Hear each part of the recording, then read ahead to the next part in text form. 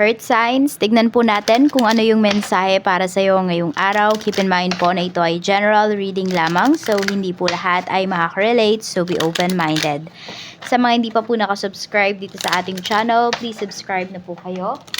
And palike na din po ng ating video. At sa mga nais pong mag-avail ng ating private readings, ng ating Evil Eye Amulet, ng ating Charms Bracelet, makikita nyo po yung link sa description box. Tarot Intentions by Aliana Reyes. Tingnan natin, okay? We have Loving Touch. So, pwedeng may namimiss po kayo dito. Ayan, pwedeng namimiss nyo na yung mga friends po ninyo. And, ayan, we have Wealth. Okay.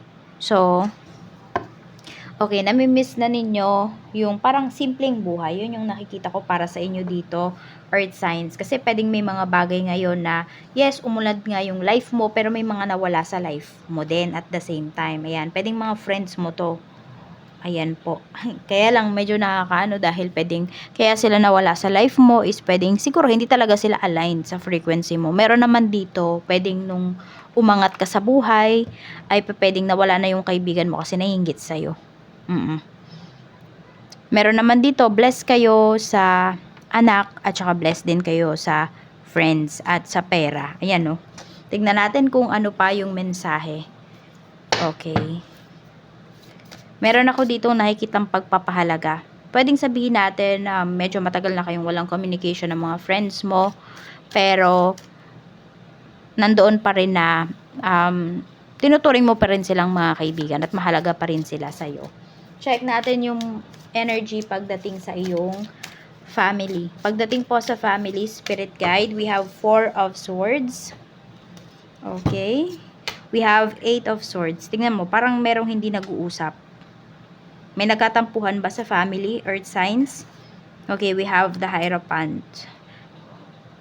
Meron dito pwedeng sumuway sa utos ng parents. Meron dito pwedeng sumuway sa tradition. Kaya parang nagkakatampuhan kayo dito ng family mo.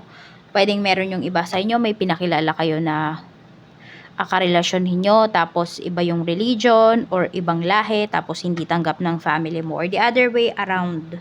Pwedeng ikaw yung hindi tanggap ng family ng person mo. Tignan natin. We have 5 of swords pagdating sa mga friends. We have Queen of Swords. Ayan nga, meron talagang nag-tridor sa'yo dito. Maaring hindi mo pa siya talaga na-absorb ng mabuti. Hindi mo siya masyadong iniisip kasi nasasaktan ka. Pero pwedeng yung reading na to, ito yung confirmation na yes, meron talagang nag-tridor sa'yo. Earth signs, we have Temperance. Ayan o, kaya mo pang patawarin yung kaibigan mo na to. Hindi ko alam kung bakit ganito din kalalim yung pag-unawa mo sa kanya, kung bakit parang justify mo kung ano man yung ginawa niya sa'yo.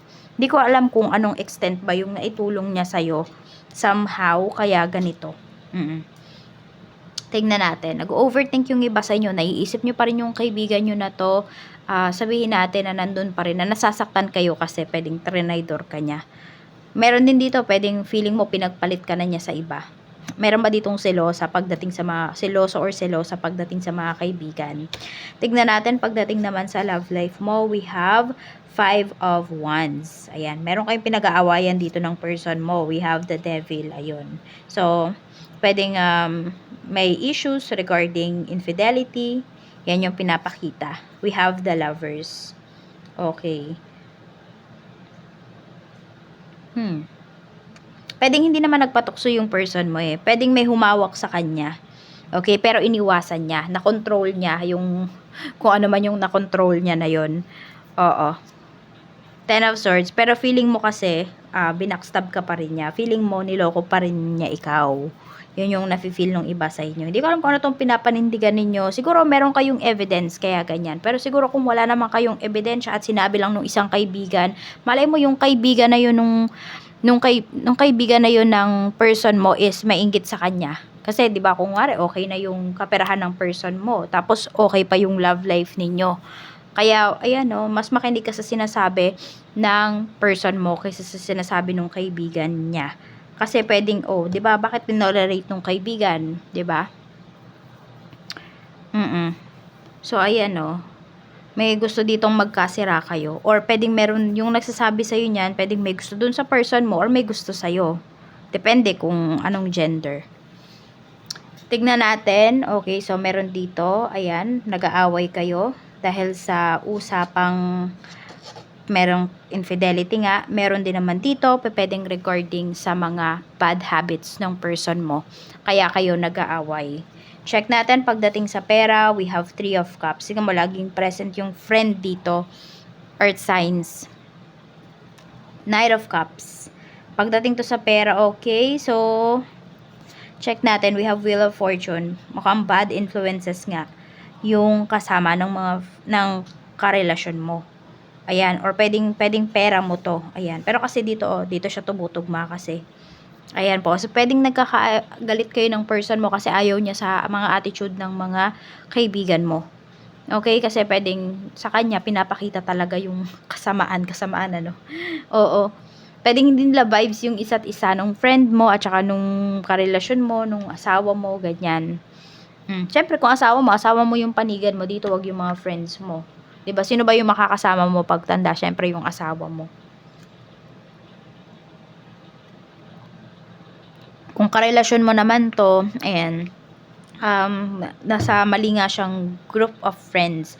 Pwede rin na ikaw yan. Kaya kung nag-aaway kayo ng person mo, tignan mo din kung ano ba yung mga kaibigan mo, ano ba yung mga ugali nila. May issues na ba before? Kasi pwedeng mayroon nga, 'di ba? Meron ng issues before. Tapos, ayun, pwedeng nagkaayos-ayos lang kayo ulit, tapos ito na naman, sinisiraan ka pala sa person mo. Basta parang may napipick up yung person mo pagdating sa mga kaibigan mo na hindi mo nakikita kasi pwedeng, syempre, mahal mo sila, 'di ba? Hindi yung negativities nila yung tinitignan mo, hindi yung positivity nila. Kaya lang ang siste, kayo naman ng person mo yung nag-aaway. So tignan mo, timbangin mo yang mabuti.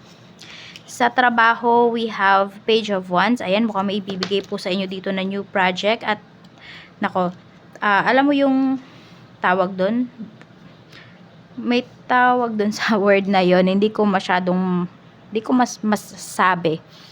Kumpiyansa yun. Kumpiyansa po sa'yo yung trabaho, yung mga boss mo, ganyan. Kaya sa'yo ibibigay yung new project na ito. So, galingan mo kasi ayan, yung mga ninanais mo talaga pagdating dito sa trabaho mo ay makukuha mo na.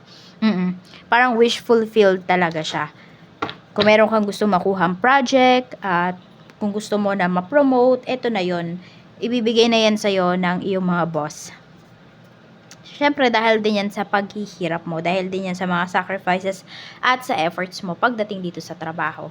Sa negosyo naman, we have 8 of Coins. Tingnan mo, tuloy-tuloy.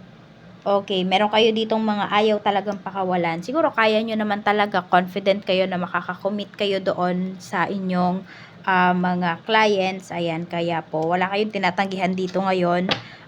Earth signs, yun yung pinapakita dito ni universe. Siguro naghahabol po yung iba sa inyo ng quota, kaya ganyan. So, hindi kayo satisfied sa kinita ninyo nitong mga nakakaraan, kaya naghahabol po kayo ngayon.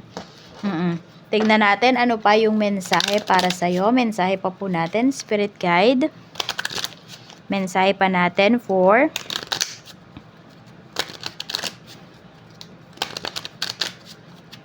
Earth signs. Blessings po natin, Spirit Guide. We have a blessing of the waters. Ayan, so mas kalmado. Siguro nandito yung nakikiramdam ka. We have a blessing of the air. Okay, so nakikiramdam lang nga po yung iba sa inyo dito. Actually, marami kayong gustong sabihin. Marami kayong pwedeng sabihin, pero nandoon yung tinitiis nyo muna kasi ayaw nyo na maging emotional. Actually, yung iba sa inyo, nakikita ko dito, ayaw nyo mag-breakdown sa harapan ng ibang tao. So, we have number 4 and number 2. Yan po yung inyong lucky numbers. At ang lucky colors mo naman ay blue-green at saka blue. Maraming salamat po sa walang sawang pagsuporta ninyo dito sa aking channel. Maraming salamat and ingat po kayo always.